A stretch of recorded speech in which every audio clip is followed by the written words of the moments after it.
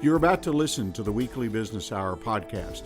I am Rick Schissler, Silver Fox Advisor, your host for the show. The show is broadcast live each Monday, 11 a.m. to 12 p.m. on irlonestar.com.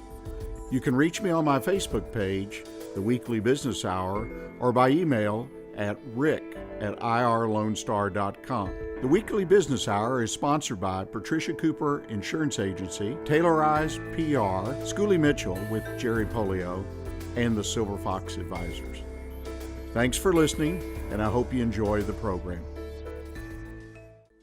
Good morning, and welcome to the Lone Star Weekly Business Hour. Your host, Rick Schissler, is a Silver Fox Advisor who personally has over 40 years of experience as a serial entrepreneur.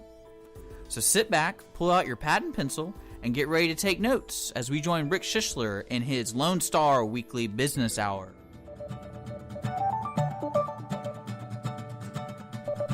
Welcome. Thank you for joining us for this edition of the Weekly Business Hour. This is Rick Schissler, your Silver Fox Advisor and host of the Weekly Business Hour. Well, it's getting to be all about politics. The news is full of political stories both nationally and locally.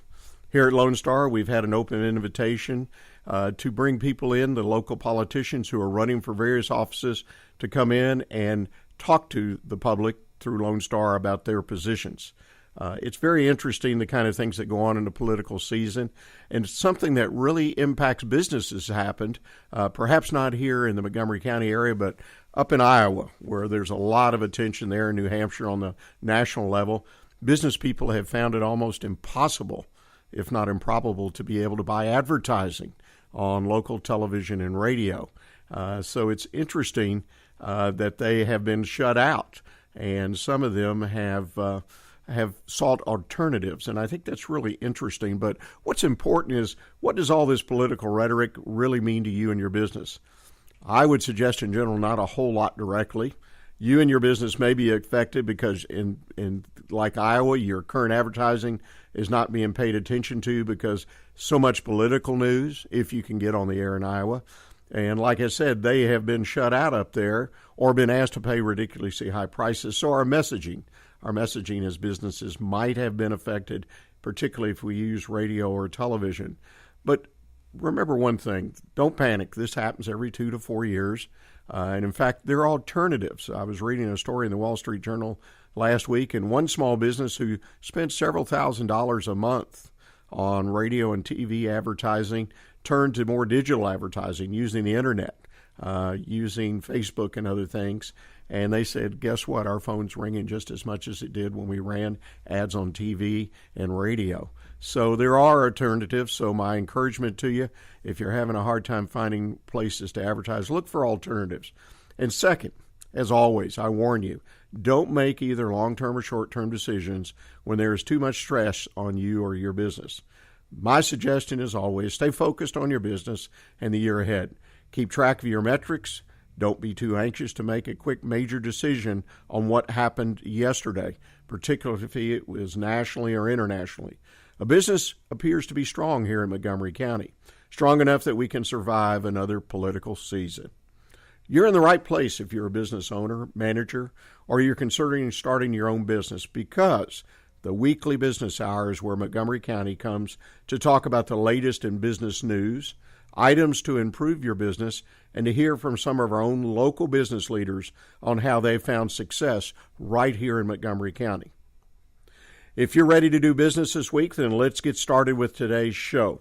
First, let me remind you, if you want to contact me either during the show or after the show, you've got some thoughts or have a question, please email me, rick@irlonestar.com.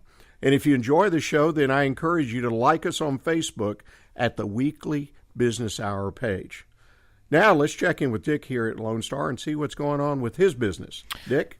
I want to let all your listeners know there's a lot of upcoming changes to Lone Star Internet Radio, so I want to make sure they know us on Facebook, Lone Star Internet Radio, and also irlonestar.com. We'll be adding several new shows in the beginning of February. We're looking at adding a jazz show on Sundays. We're going to have a health show on Wednesdays and also a local entertainment show on Monday, Wednesday, Fridays.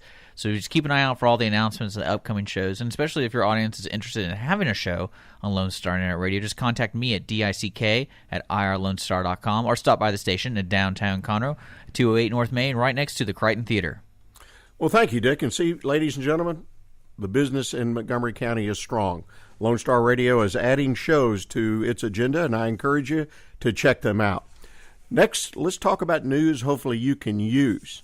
My first story today I picked up last week about the Montgomery Area Chamber of Commerce preparing for 2016. Now, this is the city of Montgomery has a Chamber of Commerce. The board of directors met on January 11th, and after completing a successful inaugural year, their first year, the board took a hard look at the needs of the business community and how their efforts could best serve those needs. Quoted from Shannon Reed, who directs the chamber, the Montgomery area is comprised primarily of small business owners, and we are proud to say that Montgomery has kept the spirit of the pioneer alive and well in the community. Many of our local business owners have exited corporate America and ventures to start their own businesses based on their passions for their products as well as this community. And I think that kind of sums it up. That's what a Chamber of Commerce has as the bulk of its membership are local small businesses. And the board established 4 pillars that will guide them in the coming year: advocacy, communication, engagement, and education. All of these pillars will impact both internal and external deliverables for the members and the community at large by the Chamber. And as a note, if you're interested and you live or work and have a business in the Montgomery city area, the next meeting of the Montgomery Area Chamber of Commerce will be on Wednesday, January 20th. Missed that one last week, but they meet on a monthly basis. So I encourage you to keep track and see what's coming up in the Chamber of Commerce in the city of Montgomery. Next business item I have for you is the fact that 2 of our local judges were recently honored by the state bar.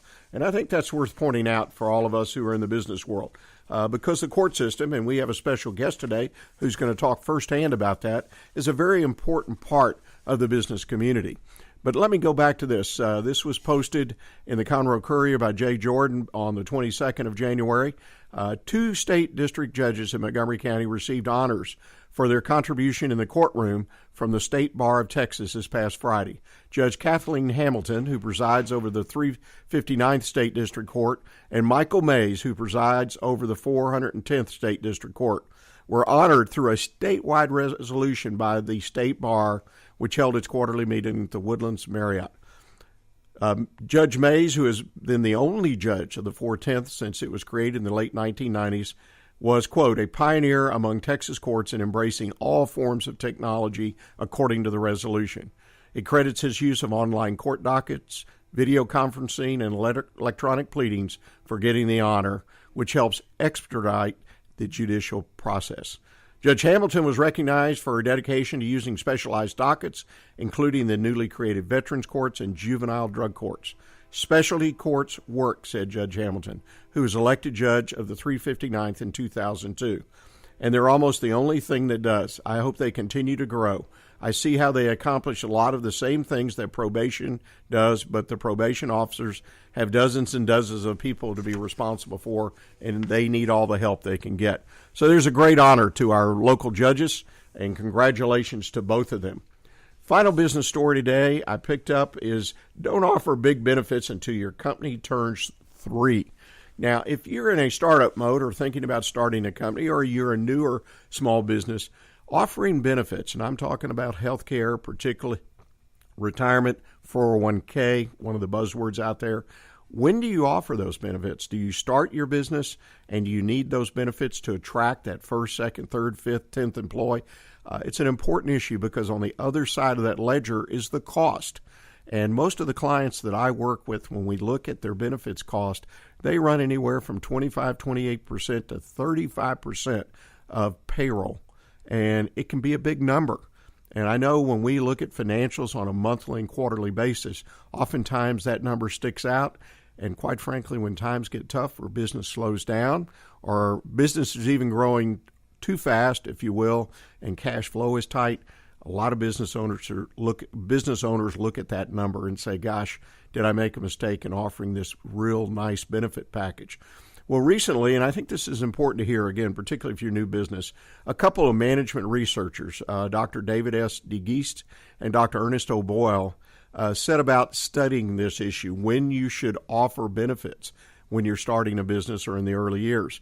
And they surveyed 1,100 technology startups over a 7-year period beginning back in 2004. Very interesting what they found out. The question posed by the journal to them: how did you determine that roughly 3 years was the optimal time to start offering benefits? And Dr. Doyle said, when we talk about new ventures, there's a viability stage, and they have to secure financing and focus on meeting payroll. Then there's a growth stage, and I happen to personally agree with this. You move through stages in a business, and it's about the third year that most firms go from just survival to growth. The point is, you need to offer benefits when you stabilize and when you need to start to add those really good people to your business. Then you need to have the benefits in hand. Let me share with you real quickly, though, the percentages that they discovered. Firms that use the motivation-enhancing principles and practices of benefits overall have a 70% chance of survival. Now, that's just in general. It's not in the first 3 years. While firms that don't offer a good benefits package have only a 55% chance of survival. But in the earlier stages, the viability stage we talked about in years 0 through 3, firms that use more of the benefits have a survival chance of only 20%, while those that don't offer the nice benefit package in those first few years have a 55% chance of survival. Hopefully that's news you can use. I appreciate that you've listened to that, and I would remind you that our show is always in the archives. We carry 2 years of archives. You can go to Lone Star, lonestar.com, the Weekly Business Hour, and you can hear a podcast of any of the shows we produced. And at this point, I'd like to take the opportunity to introduce our studio guest. Eric Yollick is an attorney and candidate for the 9th District Court here in Montgomery County. Eric, welcome to the show. Well, thanks for inviting me, Rick. It's good to be here. We always like to start off and have people give just a brief background, business background, professional background of how you got where you were today. If you could give that to us, I'd appreciate it. Sure. I've been an attorney now for 27 years, licensed in Texas.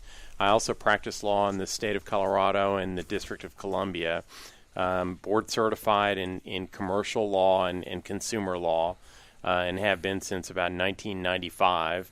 My wife and I have lived in this county for almost 25 years. We raised our family here, and we love being in Montgomery County. Well, Eric, I appreciate that. You've got a wonderful background as a former practicing attorney and still carrying my credentials. I know the certification and education, and you've been in the arena, if you will, in the courtroom a lot in your career, and I think that's very important for a candidate for judge. But ladies and gentlemen, we're going to take a short break now, and when we come back, we're going to dig hopefully a kind of a deep dive into the court system and what the business of the courts are about and what Eric thinks he can bring to managing the 9th District Court in a better, more efficient manner.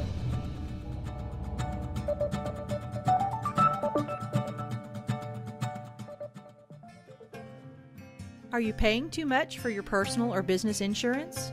Patricia Cooper Insurance on FM 1488 and Tamina Road is an independent agency that can shop multiple carriers to find the best rates and coverages to fit your specific needs. Call us today at 281-356-9955 and let us go to work for you.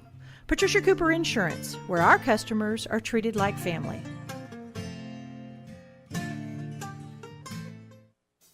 Are you planning on growing, expanding, or possibly selling your business? All of these business opportunities require developing strategies and setting goals in order to achieve success. Providing specialized consulting in these and other key business decisions is what Silver Fox Advisors have been doing since 1986. Let us help you today. Call us at 713-343-3718. It might be the most profitable call that you ever make. Tailorized PR works exclusively to get your business noticed. Public relations is how others perceive you and your company. By tailorizing the marketing strategy exclusively to your business, your story is told. Tailorized PR services include networking, social media, blogs, press releases, public appearances, and event planning. To learn about Tailorized PR, call Margie Taylor at 936-828-6881 or visit the website at tailorizedpr.com. My business is tailored to yours. Running a business is hard. The pressure to maximize profits and minimize loss continue to grow. Schooley Mitchell of Houston can help. Their independent consultants will ensure you are receiving the best communications and credit card processing services at the best prices. Most importantly, their services are completely risk-free. If they don't find savings for you, there is no fee. Contact Schooley Mitchell of Houston today to find out. Call 832-314-1815 or visit their website at schooleymitchell.com/JM Polio.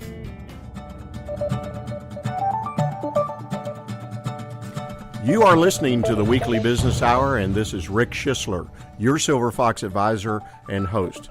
And we're here live in the studio today with Eric Yollick, who's a well-known Montgomery County attorney and currently candidate for the 9th District Court. Well, Eric, let's talk about the court and doing business in the court. A number of us come to the court system irregularly, if at all. So there's a lot of things we don't know about the court system, but give us an idea, if you don't mind, to get started. What are the responsibilities of a judge in the 9th District Court? Well, the 9th District Court is what's called a general jurisdiction court, which means that it should hear criminal, civil, and family cases. And if it's assigned the juvenile docket, it can hear those cases as well. Right now, because of just sort of the preference of the current judge of that court, who's not running for re-election, it's only hearing criminal cases. But basically, it hears felony criminal cases and then tends to be the larger civil cases as well. So the judge in that court, you have some say over what type of cases you hear. Is that correct? Well, that's sort of the practice. That's really not what judges are supposed to be doing. And there really are some problems with that. But a judge can transfer a case if a judge feels uncomfortable, for example, with a case or needs to recuse him or herself from a case, then they can transfer it to another court. Well, let me ask you, as a former practicing trial lawyer, and I know typically you have some kind of coordination going on between the courts. Does that exist here in Montgomery County? There is a board of judges, and they do meet on a regular basis monthly. And that's where this trading of court dockets has occurred. The problem with it has been that it's not particularly scientific, and so it's really created some backlogs in especially the criminal court dockets. Well, let me ask you this, and just if you would, assume for a minute that the court, Ninth Court or any court, is really it's a business, and it is a business, but it's part of the government. How do you run the business of a court, the day-to-day business? What is that all about? Well, first of all, you've got to have people who are actually doing the work, and one of the things that I'd like to see the 9th District Court do is basically work a solid 50-hour week from 8 to 6, 5 days a week, 50 to 51 weeks a year. I mean, that's the first thing. So in a business, you want your employees to actually be there working. The other real concern in a court is to keep expenses down. Now, the 9th District Court actually has one of the lower budgets, and that's pretty commendable. I hope to continue that after I become the 9th District Judge. There's no reason to add a whole bunch of staff. You just don't need it. Well, let me ask you this. That's one of the things I noticed when I looked at your website is some discussions about money in the court system, $2.5 million, and how does that all connect into being a judge in the 9th District? Well, there's no question that the way that judges run their dockets can have a major impact on what goes on, especially in law enforcement within our community. With the $2.5 million really relates to just some of the ways that people who are convicted of crimes are then dealt with in the system. Now they first go to the Montgomery County Jail, and then if they're given a prison sentence, then they should eventually be transferred into the state prison system. What the $2.5 million is there is a requirement, and basically it's in the statute, the Texas Code of Criminal Procedure, that requires that in order for a prisoner who's been convicted to be transferred into the prison system, you have to fill out some paperwork called a penitentiary packet, or pen pack. And that's just not happening in a timely manner right now. And so, really by a very simple fix, the judge of the 9th District Court can just issue what's called a standing order that requires that someone, after they are convicted and there's a judgment entered, that the district attorney's office, the district clerk, and to some small degree the sheriff's department just need to cooperate and get those pen packs submitted within 72 hours to the Texas Department of Criminal Justice. Well, and what people, I hope everyone understands as they listen to this $2.5 million or $20, the fact is that money comes out of the taxpayer's pocket. So all of us are taxpayers in the county, business or personal or both. The ability for a court system, or in this case law enforcement court system, criminal system, to run more efficiently saves us money. Well, yeah, Rick, and actually there were some comments in the newspaper today by the two candidates who are running for sheriff, Rand Henderson and Jim Napolitano, and they generally have agreed with what I'm saying about these penitentiary packets. Right now in our jail, as of today, we have, I think it's 1,068 inmates in the jail, which has a capacity of 1,253. Of those inmates, just under 19% are so-called waiting for papers, which are these penitentiary packets. Since they're waiting for papers, we have to either house those people, or the Texas prison system really should be reimbursing the county. But since we haven't even submitted these papers to them, the prison system doesn't have the responsibility to do that. So the $2.5 million number is not just some number you pull out of the air. You multiply 19% times the cost of our jail. Basically, that's what we would immediately save if we just submit these pen packs on time. Sounds pretty straightforward to me. Let me ask you, back to the court itself, what would you do to change the actual running of the 9th District Court? Okay, well, as I said, I'd want to run the court 10 hours a day. And so that means that I would actually be on the bench 10 hours a day from 8 to 6. I would want to have hearing dockets from 8 to 9, from noon to 1, and from 5 to 6. And lawyers can decide when they want their motions or other hearings heard. But then what you would do is I would have jury trials or other trials from 9 to noon and from 1 to 5. That would really move the docket. And that's something that this court in particular needs, but really our entire community needs a court that will really push the docket efficiently. Well, and those, again, from a lay point of view, from a business point of view, or someone who lives in the county, the ability of the court system processing cases through, or throughput, if you will, from a business point of view, is important to dollars and cents, the ability of the courts to handle the flow. And that kind of leads to my next question. The idea that what, in your opinion, makes a court different in the eyes of, say, first of all, the attorneys who practice in the court? What makes courts different? Well, the big thing that makes courts different more than anything else is just the demeanor of the judge. As a practicing attorney, and I know you've been one in the past yourself, Rick, just walking into a courtroom and having a fear of just what the emotions are of the judge either that day or all the time can be a major factor. And it's very hard to explain to your client or to a witness that you've got this person who is just having some emotional outburst, and unfortunately that's the most powerful person in the courtroom. That's got to be something that you absolutely avoid in running a court. My goal is to treat people as well as possible. I don't care who they are.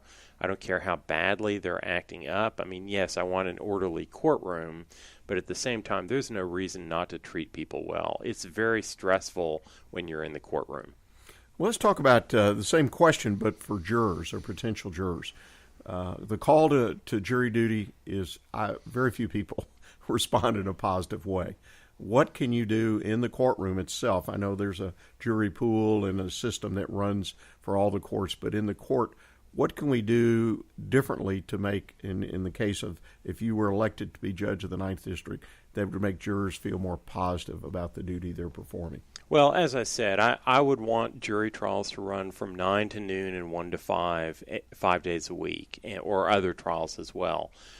What you need to do with jurors, because you've got to understand that people are sacrificing their time and their lives in order to fulfill jury duty. And so that means that when people are there as jurors, you need to move about the business of the court. Jurors or prospective jurors should not be sitting there waiting, listening to other hearings in the case. They should be there for the matter at hand, which is the case where they've been asked to serve as a juror. And so jury selection needs to move swiftly without all the jurors sitting there waiting. And at the same time, then when you start the trial, that needs to go efficiently and not have, for example, a lot of lawyer conferences during that time period of noon or 9 to noon and 1 to 5. That can be in the hearing times. Well, you make a lot of good points. And as someone, and I don't know about yourself, but I've served as a juror several times in different levels of courts, and it's very interesting and straightforward, I think, about how a judge can run their court better. Let me ask you, is the court system here in Montgomery County, obviously Montgomery County, one of the fastest growing counties in America, that means we have to have a court system that grows effectively and efficiently. What should our long-term plan be for our court system here in Montgomery County? Well, Rick, first of all, we've got to step back and really focus on how we can make the courts we have as efficient as possible. There are a lot of problems in the courthouse with just moving mainly the criminal dockets. The number of cases is falling behind about 1,000 cases a year. That is a pretty frightening statistic. And so what we've got to do before we start spending money on buildings and more courts and more salaries for employees is we've got to figure out how do we make the judges we have work better and more efficiently. You make a lot of sense, Eric. Obviously, in my opinion, you bring a little bit of business sense, if you will. And I think that's important. That judges, yes, an attorney, a lot of times as an attorney, because I've been an attorney, a practicing attorney, I've been a businessman a lot longer, but attorneys kind of take a bum rap. Maybe sometimes it's justified as they don't think like business people in processing their cases and whatnot. But I appreciate that sense that you bring to the table today. Now, Eric, I want to thank you so much for coming in today and educating us all a little bit about the court system.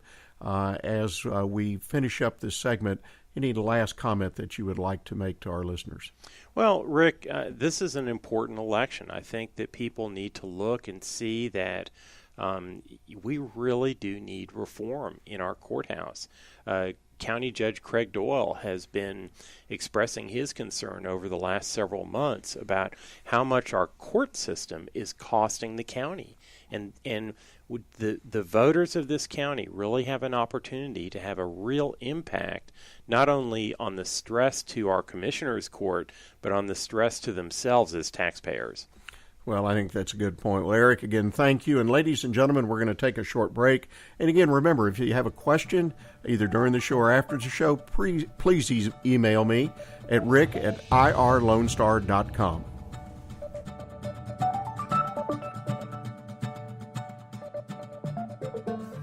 Are you planning on growing, expanding, or possibly selling your business? All of these business opportunities require developing strategies and setting goals in order to achieve success. Providing specialized consulting in these and other key business decisions is what Silver Fox Advisors have been doing since 1986. Let us help you today. Call us at 713-343-3718. It might be the most profitable call that you ever make. Running a business is hard. Pressure to maximize profits and minimize loss continue to grow. Schooley Mitchell of Houston can help. Their independent consultants will ensure you are receiving the best communications and credit card processing services at the best prices. Most importantly, their services are completely risk-free. If they don't find savings for you, there is no fee. Contact Schooley Mitchell of Houston today to find out. Call 832-314-1815 or visit their website at schooleymitchell.com/JM Polio. Tailorized PR works exclusively to get your business noticed. Public relations is how others perceive you and your company. By tailorizing the marketing strategy exclusively to your business, your story is told. Tailorized PR services include networking, social media, blogs, press releases, public appearances, and event planning. To learn about Tailorized PR, call Margie Taylor at 936-828-6881 or visit the website at tailorizedpr.com. My business is tailored to yours. Are you paying too much for your personal or business insurance? Patricia Cooper Insurance on FM 1488 and Tamina Road is an independent agency that can shop multiple carriers to find the best rates and coverages to fit your specific needs. Call us today at 281-356-9955 and let us go to work for you.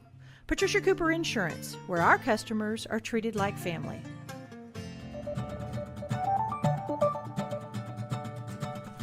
This is Rick Schissler, your Silver Fox advisor, and you are listening to the Weekly Business Hour, and thank you for doing that.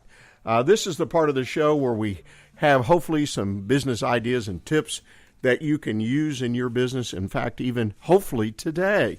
The first article I have is entitled, "A Little Pressure Can Help." I want to talk about this. Every day we face pressure in our businesses, and that's obvious, and all of us react in a different way to that pressure.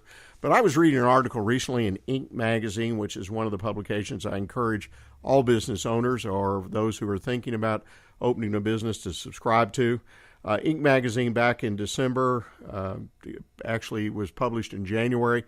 Jason Fried is a regular contributor. He has a small software company that builds the Basecamp product. But he has a lot of insight, I think, into building a business. And I was reading his article, and it was talking about the idea that deadlines can be our best friends. And, you know, some of us don't react to deadlines very well. Others, like myself, are driven by deadlines. We enjoy deadlines. Jason is one of those type of people as well. He enjoys the deadline, and, you know, developing software as he does, that's one of the more difficult things I think you can do, to have a deadline. In other words, set a deadline 3 months, 6 months, a year out that you're going to introduce a new piece of software to the market, a new product, and then you've got to write all the code. You got to do. It's difficult. And some of our businesses, it's a lot easier, but deadlines are an important part of a business. One of the things that he pointed out in the article that I also felt was a great perspective: deadlines serve quality rather than being an obstacle to it, because they force you to think critically. They force you to narrow down what you're trying to bring to market in case of bringing a product or service to market, or just making a business decision for your business. Deadlines help you ship. As Steve Jobs liked to say, real artists ship. Artists meaning people who create products and services. So my suggestion, and what I had hoped that you may take away from this, is look at deadlines perhaps in a little different way, particularly those of you who shy away from or feel a great deal of pressure, makes it hard to perform when you've got that pressure on you. And what Jason said, the final statement in the article, he said, quote, "We're not the ones who are making Basecamp great. It's the deadline." In other words, use the deadline as a friend.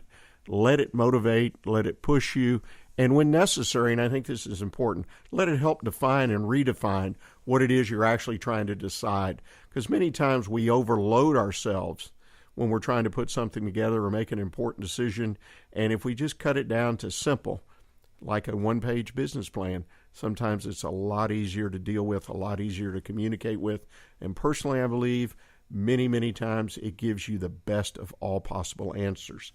The second idea I'd like to share with you today is based on a quote that I picked up recently from Dale Carnegie. If you don't know who Dale Carnegie was, he's a motivational author and speaker. In fact, they still teach his material around the country. to help people become more motivated, but particularly to become speakers. And one of his quotes, when dealing with people, remember you're not dealing with creatures of logic, but creatures of emotion.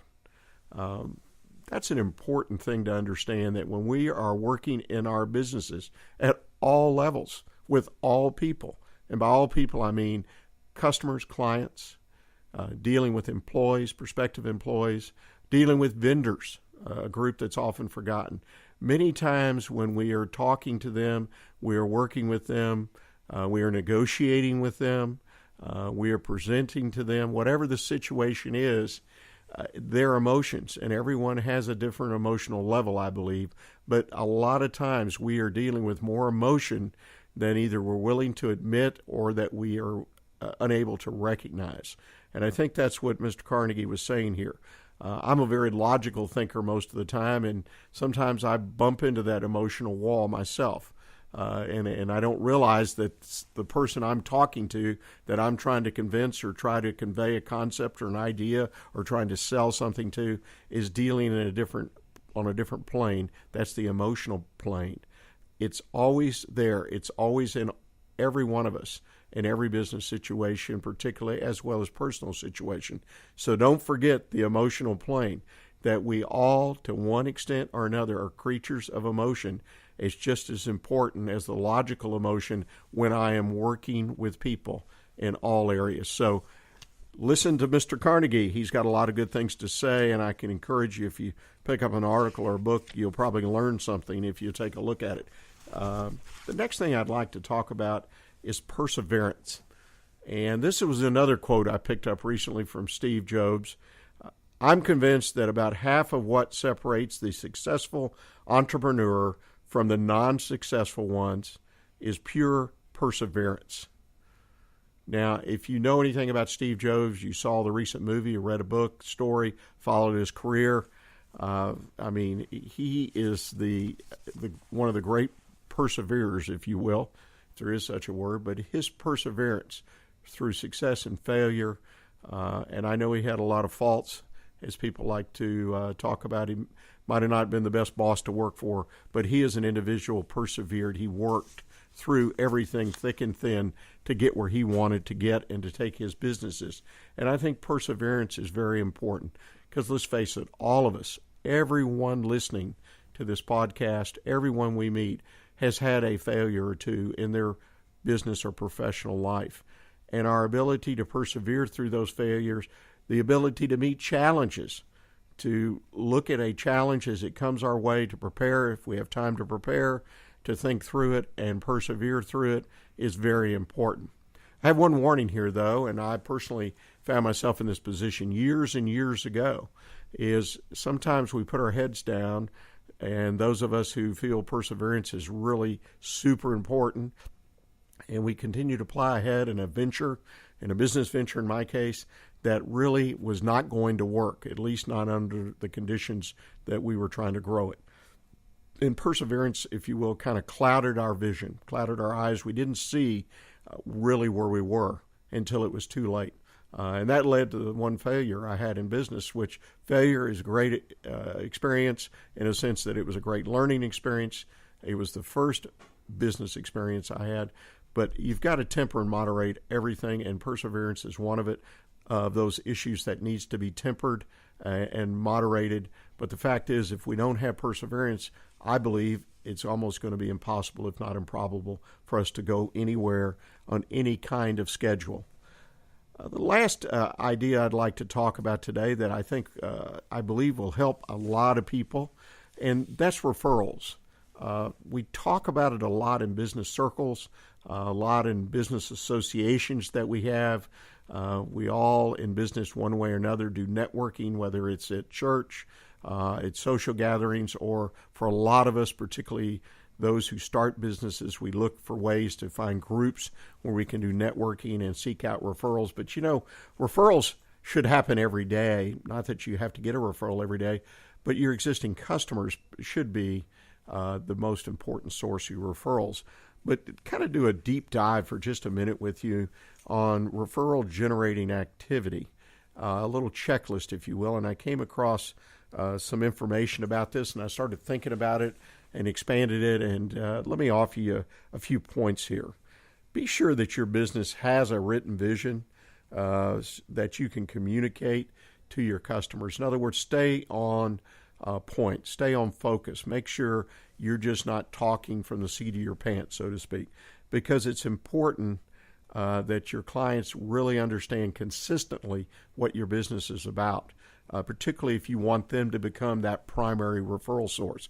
And the other thing, and it's interesting, people forget this, make sure your clients know, your customers know that you're looking for business and what kind of business you're looking for. Many times we don't take any amount of time at all, and it doesn't take a lot to convey to a client or customer really what we do, what we serve, the kind of service that we're offering. The basics they understand because they bought the service or product, but a few extra well thought out words can convey to them to say, look, I'm looking for business, and this is the kind I'm looking for. The other thing is prepare some kind of outline for your own use, if nothing else, about asking for referrals. That's very well put, the key words that you want, and practice it so you know it secondhand. In other words, no script. You know it when you bump into people. And again, not necessarily clients or customers, but anybody. It just at the drop of a hat, if you will, you can convey to them what you want in a referral. And remember to ask for them on a regular basis. Sometimes people don't want to talk about referrals, and that's okay. Have a confident and professional ways to back out of the conversation, okay? So that the fear of no doesn't prevent you from asking or talking about it. Again, some people don't want to talk about it. That's okay. That's okay. But that same confidence that led you to ask or bring the subject up should be there as you back away and change the subject. And when you get a referrals, one of the most important things you can do, and I have seen people, and I'll raise my hand, I've been guilty of it a couple times, at least in my career, is try to learn as much about that new prospect as quickly as you can. You want to have a great first conversation with them. Don't just kind of pitch on the edges. Go right in the middle of it and talk about who they are, what they do, what they're looking for. Not a sales pitch. Make it sincere. Learn about that prospect, what they do in their business, and what they are looking for from you. What kind of service or product, what's important, maybe some bad experiences. Obviously, that'll help you make sales, but it'll also, most importantly, also help you to convert them into a referral source. The last thing I'd like to mention is get the referral source involved after you serve them, after you provide a product and do your part of the equation. Get them involved in giving you a referral, that first referral to a new prospect, to introduce you directly and report back to them and let them know that you appreciate what they've done. Well, ladies and gentlemen, that's 4 tips and ideas I hope you can use in your business today. Thank you for listening. We're going to take our final break of the day. Hope you'll stay with us. And when we come back, I'm going to offer the Silver Fox tip of the week, calling BS on the leadership business. Running a business is hard. Pressure to maximize profits and minimize loss continue to grow. Schooley Mitchell of Houston can help. Their independent consultants will ensure you are receiving the best communications and credit card processing services at the best prices. Most importantly, their services are completely risk-free. If they don't find savings for you, there is no fee. Contact Schooley Mitchell of Houston today to find out. Call 832-314-1815 or visit their website at schooleymitchell.com/JM Polio. Tailorized PR works exclusively to get your business noticed. Public relations is how others perceive you and your company. By tailorizing the marketing strategy exclusively to your business, your story is told. Tailorized PR services include networking, social media, blogs, press releases, public appearances, and event planning. To learn about Tailorized PR, call Margie Taylor at 936-828-6881 or visit the website at tailorizedpr.com. My business is tailored to yours. Are you planning on growing, expanding, or possibly selling your business? All of these business opportunities require developing strategies and setting goals in order to achieve success. Providing specialized consulting in these and other key business decisions is what Silver Fox Advisors have been doing since 1986. Let us help you today. Call us at 713-343-3718. It might be the most profitable call that you ever make. Are you paying too much for your personal or business insurance? Patricia Cooper Insurance on FM 1488 and Tamina Road is an independent agency that can shop multiple carriers to find the best rates and coverages to fit your specific needs. Call us today at 281-356-9955 and let us go to work for you. Patricia Cooper Insurance, where our customers are treated like family.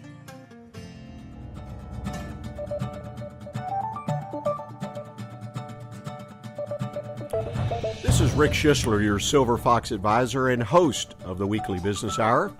You've been listening to the Weekly Business Hour. We've had a good show thus far. I hope you've enjoyed it. And this is the segment of the show where I try to offer what I call the Silver Fox Advisor Tip of the Week. And this week I've chosen something that might be a little controversial, so I want to apologize up front if I offend anyone. This is about the leadership business. All of us in business, and I do mean all of us, have seen a book, an article, attended a seminar, maybe gone through a session of training about how to be better leaders. There's an entire industry out there that you may not realize if you're in business that is huge. Millions and millions and millions of dollars every year are generated by what I call the leadership business. That is where people have gotten together and made the teaching, training, and talking about leadership the center of their business activity. And I came across an article recently, and I do not mean to offend anybody who does this, but I think some good points come out of this article. It was published on Fox Business, titled Calling BS, if you know what that stands for, on the leadership business, by Steve Toback. It was published in November of last year in the Fox Business Online. And I think he makes some excellent points that we as business people, those of us who are actually trying to start businesses, think about starting businesses, need to be aware of. Because he believes, and to a certain extent I do, that the teaching or training of leadership is kind of, it's just not there. It's a difficult, if not impossible thing to be involved in. But it's very important that you understand a little bit of the history on this. Words like entrepreneurship and leadership, he points out, have come up all the time in business conversation. People just started businesses, ran companies is the way it used to be. They did what they did. They identified with their job, their work, and their companies, not labels. But today, there are labels. That's true not just in business, but in our personal lives and politics. Politically correct has become the buzzword in politics. It's interesting. And in business, entrepreneurship, really what that is, or leadership, what is that? And I'm not going to get into detail about that today. But again, this has emerged, in Steve's opinion, into a massive, what he calls a fad, made up of crazed zealots and opportunists that are essentially co-opting and capitalizing on the most critical function in the business world, those who start and run companies. And that's a quote, so I want that understood. He says, today we have countless authors, bloggers, coaches, academics, and gurus, self-proclaimed experts who, with rare exception, have never actually run a business or led a real company.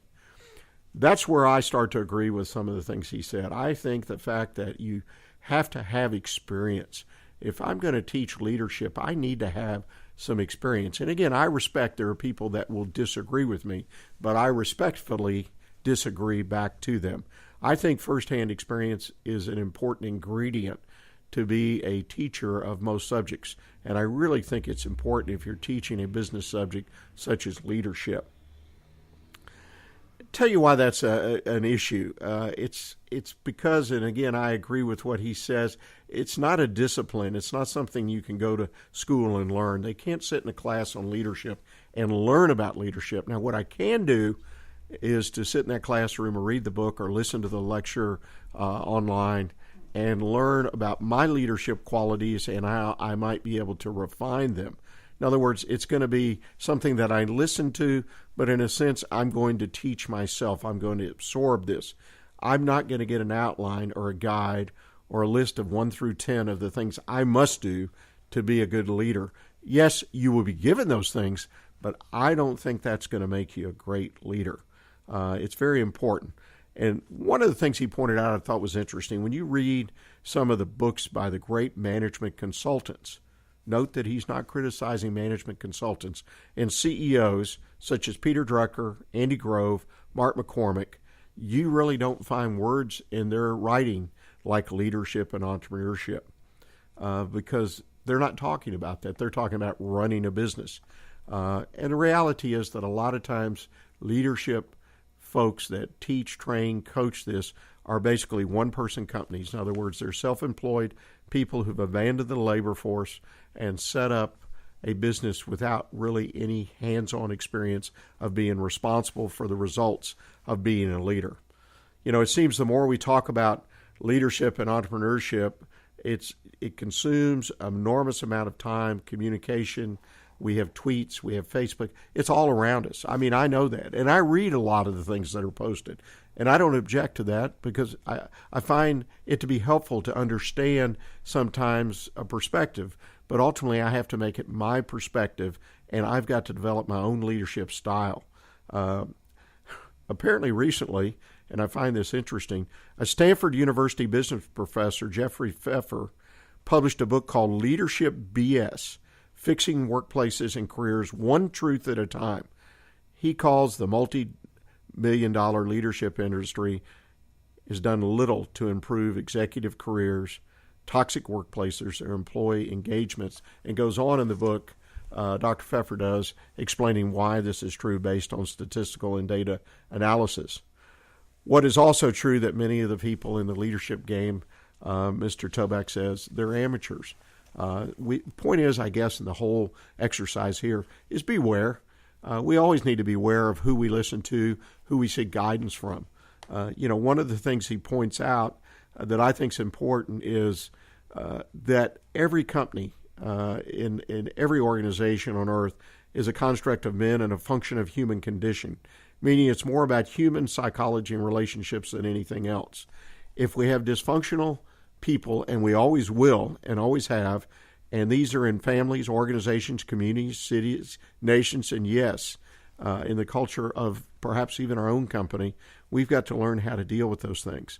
And when you look at great companies like Amazon, Apple, they are built on a foundation of principles very similar to those that built a nation. So he feels there's some parallel, and this is kind of off the subject, to how you build a great nation. You can follow those teachings, which right now our own country maybe needs a little learning experience and a little education back to school, but you can build a good company. And he believes that mentors, and I do this, I mentor every day, that I can guide people to the right direction. I do teach, but I don't tell people this is how you've got to do it. The human element is always going to be the determining factor. Mentors can help us along the way. They are the ones that have had the experience. They have come before, and they are the ones that can help guide us in our business. So not a plug for mentorship, but in a sense, I'm telling you that the leadership game, don't know that I'd use the word BS, but there's a lot of money, a lot of time being taken up and spent out there, which perhaps is not really doing anyone any good. So beware. I want to take an opportunity to thank the Silver Fox Advisors, our show sponsors. In the past, you've heard from a number of our show guests how important a mentor has been to them in the success of their business. Every business leader needs someone from time to time to talk to who has the experience, we just talked about that, and the willingness to give them the unvarnished truth about their business. If you and your business needs a mentor or an advisor, then I encourage you to check out the Silver Fox Advisors. You can get further information at www.silverfoxadvisors.org or contact me personally at 936-647-3776 to learn more. Again, not necessarily a direct plug, but in a sense it is. Mentorship. I calculated the other day, we're on our third year on the show, over 60-some% of our guests admitted on the show, if they need to make an admission, they've used mentors to help them in their business. And a few of them, the ones that are really passionate and leaders, have admitted that right now they give full credit to having a mentor and how important it has been to the success of their business. So I encourage you to check out mentorship. As we close today's show, I want to give a big Lone Star thanks to our sponsors. Trish Cooper at Patricia Cooper Insurance Company, great team of folks over there to help you with all your business and personal insurance needs. Schooley Mitchell with Jerry Polio. Jerry can help you in a very non-intrusive way take a look at your credit card processing charges as well as your telecommunication charges. Taylor Ice PR with Margie Taylor, a wonderful Montgomery County PR person who can help get your business out there and get it talked about. And, of course, the Silver Fox Advisors. Stay engaged this week and keep your focus on what counts in your business. Next week, our special studio guest will be Judge Mike Seiler, Judge of the 435th District Court. Thank you for joining us, and until next week, remember to stay in touch with what is happening in Montgomery County. Listen to Lone Star Internet Radio.